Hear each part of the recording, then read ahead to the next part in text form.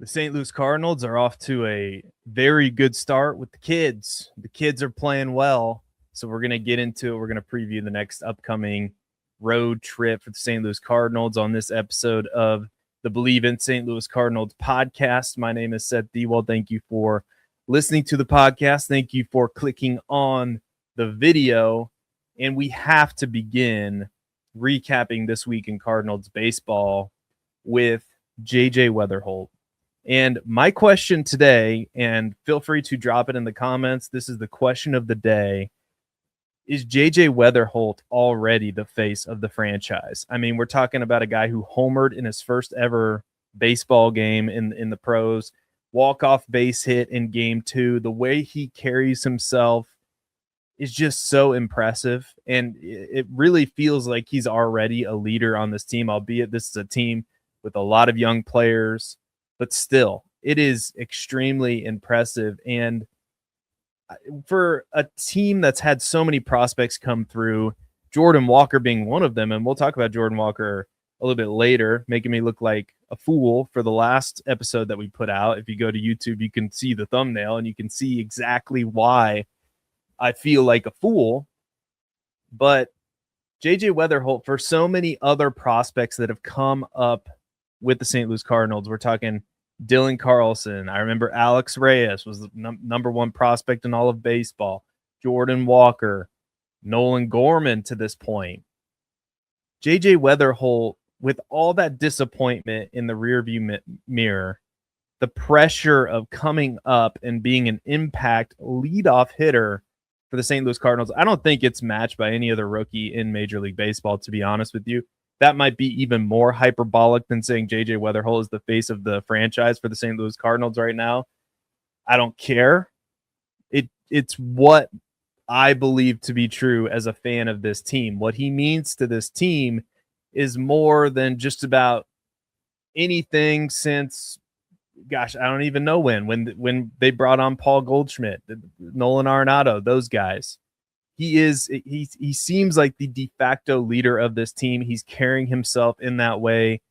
And he's just so impressive for somebody who's so young. And it really feels like for the next 10 years, the Cardinals have their guy, maybe even next 15 years. And the rumor, according to John Heyman, was they're working on an extension. I haven't seen any news about that, but yeah, let's make that extension happen. I know it's very early in his career in his St. Louis Cardinals tenure, but you can just kind of tell. Sometimes you can watch a player and you just know that this guy is different. This player's cut from a different cloth, and that is JJ Wetherholt. I'll eat my hat if that turns out not to be true, because and feel free to let me know if I'm wrong in the comments in a comment on the podcast. I'm happy to eat my hat if I'm wrong about this, but I don't think I am. I think JJ Wetherholt is that dude. Let's get into some other positives. And I told you I'd talk about Jordan Walker. Jordan Walker has been really good to start the season. Jordan Walker has come into this season clearly on a mission to prove everybody wrong. He's hitting .263. He's hit 2 doubles, 5 hits, 6 runs. I'm looking for the home runs. I know there's 1 home run, 3 RBIs. And if the Cardinals can get maybe like 80% of what they thought they could get out of Jordan Walker this season, like meaning when he came up, we thought he was going to be a superstar. What if he's not a superstar, but what if he's just a nice piece, that everyday starter in the outfield? What if that's Jordan Walker? Because I think that that's what he could turn into now that the pressure's off of him to be the next top star on the team. I almost said in the company, but on the team, maybe he can fall into a complementary role. Maybe the pressure is starting to tail off of Jordan Walker, and JJ Wetherholt's taken on the mantle of the next face of the franchise for the St. Louis Cardinals, like we just talked about. And for some players, and I know this about myself, being a former athlete as I was in high school, I didn't like all the attention that came with, I wanted to do well. I wanted to win, but I didn't like having the lights shine on me, and it didn't happen a lot, so don't worry. But some people are just different. And I don't know if that's the case for Jordan Walker, but there's no doubt. And again, everything that we say up until this point can be said with the caveat of small sample size. But Jordan Walker has been very impressive. And so has Victor Scott. Victor Scott. And again, we're talking about young guys. And I know that the Cardinals were going to be hurting without Wilson Contreras in the lineup, without Brendan Donovan in the lineup, without Sonny Gray in the rotation, without Ryan Helsley at the back end. But it really looks like these kids have come to play this season, at least at the start. And Victor Scott leads the team in batting average, 20 at-bats. Every time he gets on, he's a threat to steal. He has 2 stolen bases already. And if Victor Scott can figure it out, if Victor Scott can figure out how to put the ball in play a little bit more, I'm telling you, this brand of Cardinals baseball is going to be a lot more fun. And we're going to see Busch Stadium packed a little bit more than we thought it would be this year. Because between those 3 guys, Wetherholt, Victor Scott, Jordan Walker, I'll throw Mason Wynn in there. Ivan Herrera has not played well. Mason Wynn has not hit well, although he had the game-winning hit in the extra inning game on Wednesday, and we'll talk more about Wednesday when we talk about the bullpen. But all of a sudden, you're starting to see what could be the next great iteration of the St. Louis Cardinals. And at least I think some of the pieces are starting to take shape, most notably Wetherholt, but possibly, we're going to need to see more, obviously, from Jordan Walker, from Victor Scott, from Alec Burleson, who's also played extremely well, hit extremely well. We're starting to see some of these pieces, what could be the next iteration of the great St. Louis Cardinals team. And you can kind of see how the pieces could fit around this young core if these pieces are indeed proved to be the pieces that the Cardinals can build around for the future. And I do want to talk about the pitching, because the starting pitching, we've gone through 1 round of the rotation. Liberatore, I thought, was good. I watched his start. But the guy I want to talk about is Michael McGreevy, because I thought he was extremely impressive in his first start. Palante was very good. Dustin May was not good at all. That's the one down arrow pointing down for Dustin May. But again, it's only 1 start. Kyle Leahy was okay, but honestly, this rotation performed a lot better than I thought they would. And again, with the caveat of a small sample size, but Michael McGreevy to go 6 innings of no-hit baseball against the Tampa Bay Rays, very impressive. 5 strikeouts and 6 innings pitched.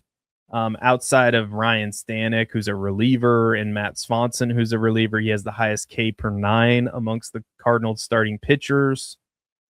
And man, again, you can kind of see it, right? You can kind of see it coming into focus. I know we're only a weekend, but I'm going off of what I'm seeing right now.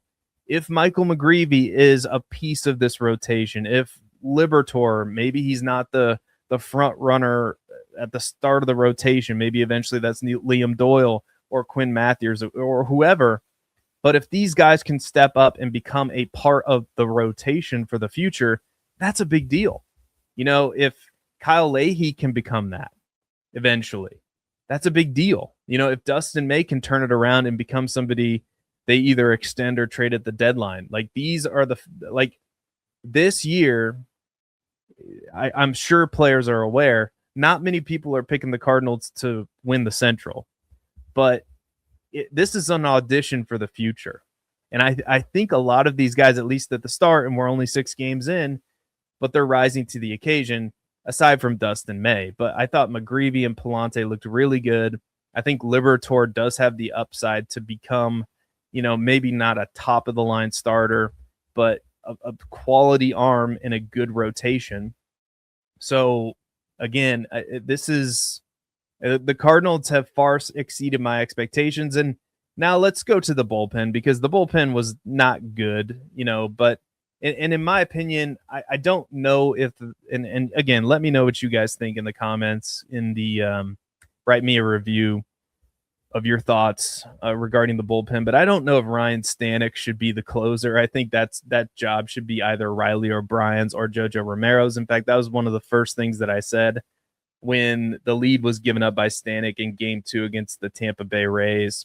Was I just think we're overthinking this. I know he throws hard, but he was not accurate. He was not finding the strike zone on that day, and really even in the game that he saved in that first game, he was not finding the strike zone whatsoever. But the bullpen bounced back in a big way on Wednesday, and in that 2-1 extra inning game, Mason Wynn with the big hit to win it. The bullpen was really good. Stanek, and maybe they've already made this adjustment because Stanek, he came in the 7th inning, went 2/3 of an inning, struck out 1, gave up a hit. JoJo Romero, if the Cardinals wanted to trade him at the deadline, I think that they definitely could. 1 1/3 inning, 1K of no-hit baseball. Riley O'Brien struck out a couple, gave up a hit in an inning. Justin Brule, Chris Roycroft, and then Gordon Graceppo to close it out. No hits, or only actually 2 hits given up. Sorry. 2 hits, no runs in, let me do some quick math on that's 4 2/3 innings. So there are some pieces of this bullpen that are intriguing. It's a collection of what was left over and what, I'm Kyle Bloom. I can't believe I was spacing on his name there for a second. It's a kind of a collection or an amalgamation of what he's put together. Ryan Stanek off the scrap heap, etc. Justin Brule.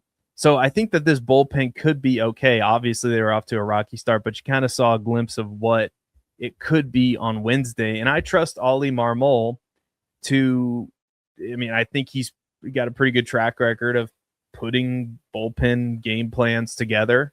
And yeah, I am just over the moon with what I've seen so far from the St. Louis Cardinals. I hope it continues. Probably, it's probably not going to at the level that it has, that we've seen so far, 4-2 through 6 games. But overall, you have to be happy with what you've seen. And again, leave your comment below.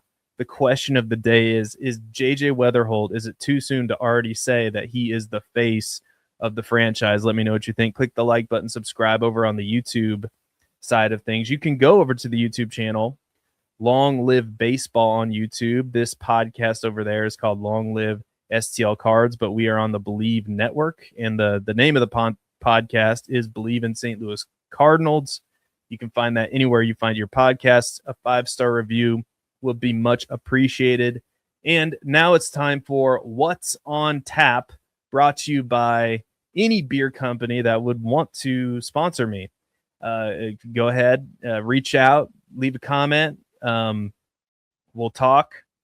But What's on Tap, brought to you by random beer company, any company that wants to reach out. The Tigers are up next, and then the Nationals on the road on Friday, as the Cardinals have a day off today on Thursday, April 2nd, as we are recording this.